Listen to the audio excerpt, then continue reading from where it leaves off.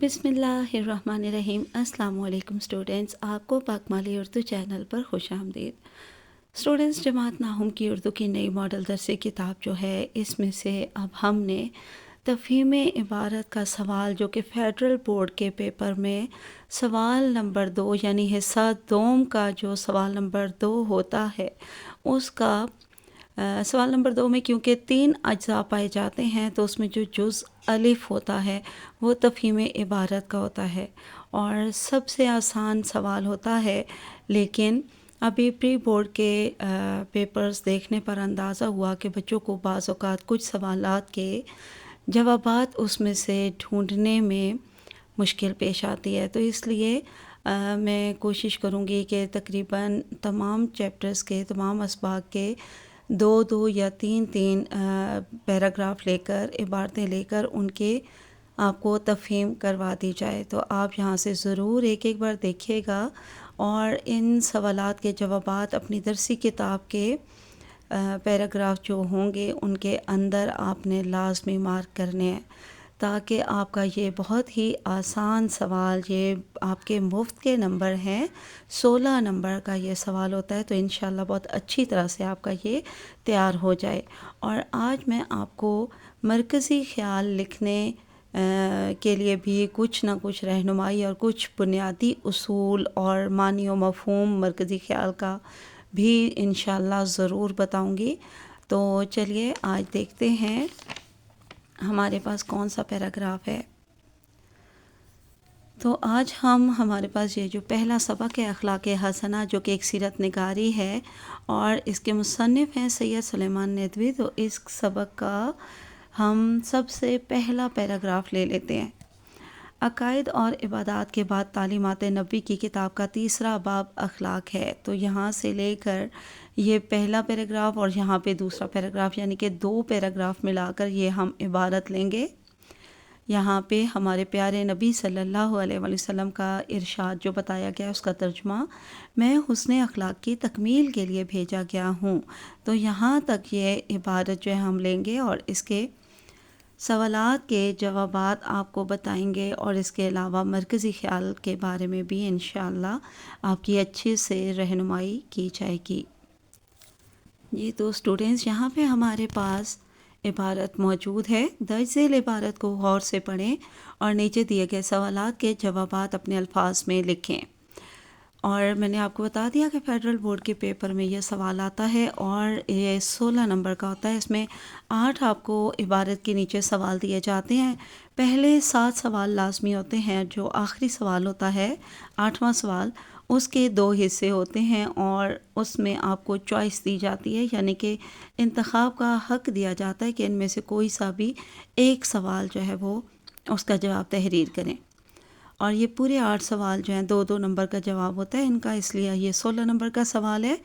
اور یہ عموماً آپ کو اب جیسے کہ نیا سیشن شروع ہونے والا ہے تو آپ کو جو ہے جماعت ہشتم میں بھی یہ بک پڑھائی جاتی ہے، کچھ اسکولوں میں اور کچھ میں پری 9th میں، تو یہ آپ کے 2 سے 3 سال تک لگاتار یہ والی درسی کتاب جو ہے وہ آپ کو پڑھنی ہوگی۔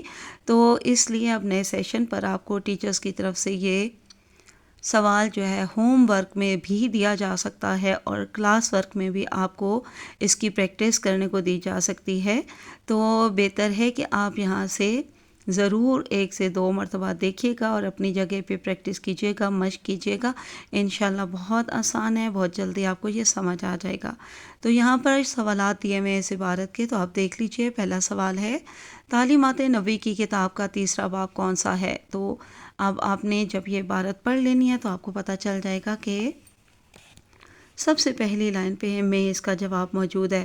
اسٹوڈنٹس، آپ نے تفہیم عبارت کرنے سے پہلے لازمی بہت اچھی طرح سے غور و غوض سے سمجھ کر 2 مرتبہ عبارت کو پڑھ لینا ہے، تاکہ جب آپ اس کے بعد سوالات پڑھیں تو خود بخود آپ کو اندازہ ہو جانا ہے کہ ابھی عبارت پڑھتے ہوئے اس سوال کا جواب مجھے اس کے اندر یہاں پہ مل گیا ہے یا میں نے پڑھا ہے، ٹھیک ہے، موجود ہے عبارت کے اندر۔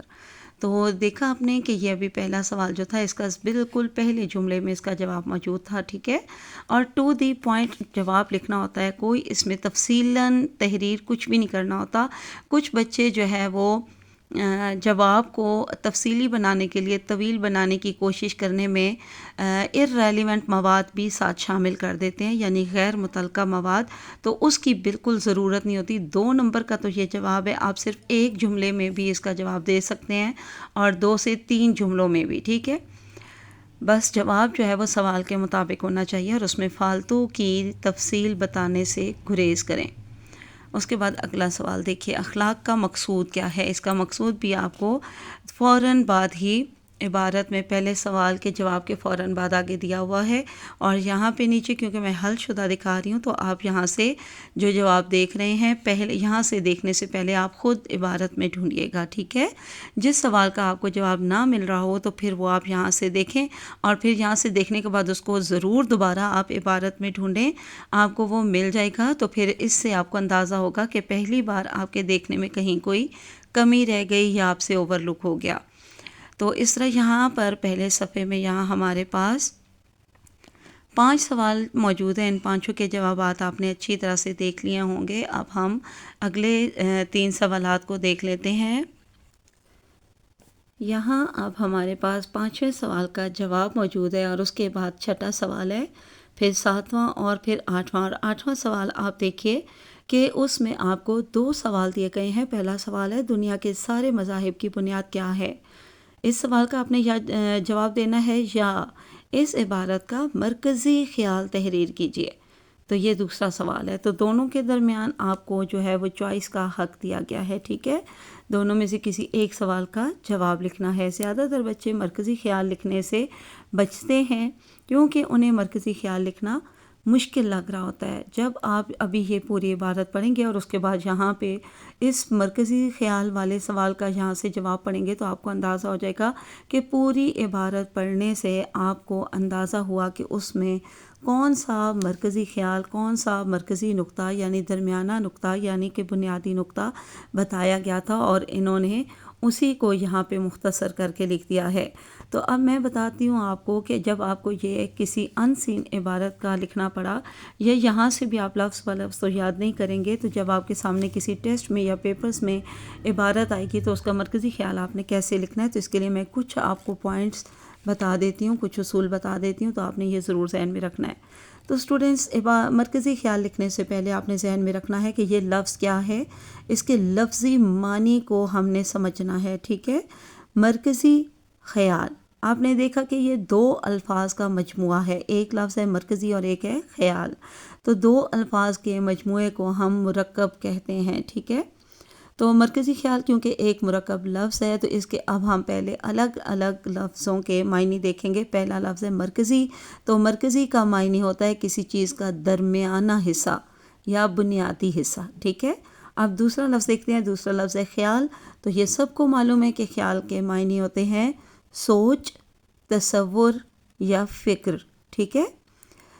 نثر یا شاعری میں مصنف یا شاعر جس تصور کو بنیاد بنا کر کوئی نثر یا نظم لکھتا ہے تو اس تصور کو مرکزی خیال کہا جاتا ہے. ہم کہہ سکتے ہیں کہ کسی سبق یا نظم کا مرکز، درمیانہ یا سب سے اہم حصہ اور نقطہ مرکزی خیال میں ہی ہوتا ہے اور وہ ہی مرکزی خیال ہم لکھتے ہیں، ٹھیک ہے. مرکزی خیال کا مقصد متن یا نظم سے سب سے اہم سوچ نکالنی، سب سے اہم سوچ تک پہنچنا، سب سے بنیادی نقطے کو سمجھ کر سامنے لانا اور اسے بتانا ہوتا ہے. مرکزی خیال ہمیشہ مختصر لکھا جاتا ہے، اس میں کبھی بھی تفصیل نہیں لکھتے. 2 سے 3 سطر میں آپ نے یا 2.5 سے 3 سطر میں آپ نے مرکزی خیال لکھ دینا ہوتا ہے اور اس میں تفصیل لکھنے سے گریز کرنا ہوتا ہے، ٹھیک ہے. تھوڑا سا اسے لمبا کریں گے تو وہ تلخیص اور اس سے زیادہ لمبا ہونے پر وہ خلاصہ بن جائے گا. مرکزی خیال 2 سے 3 سطر پر مشتمل ہو، اس سے زیادہ کوشش کیجیے گا کہ آپ لینتھی نہ لکھیں. سبق کے یہ جو مرکزی خیال آپ لکھتے ہو سبق کے اخلاق اور نصیحت کردہ پہلو کو اس میں آپ نے ضرور مد نظر رکھنا ہوتا ہے، ٹھیک ہے.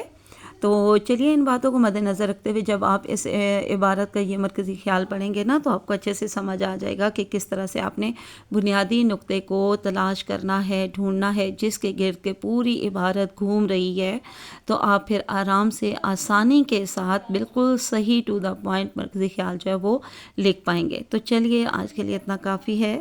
اللہ حافظ اینڈ فی امان اللہ۔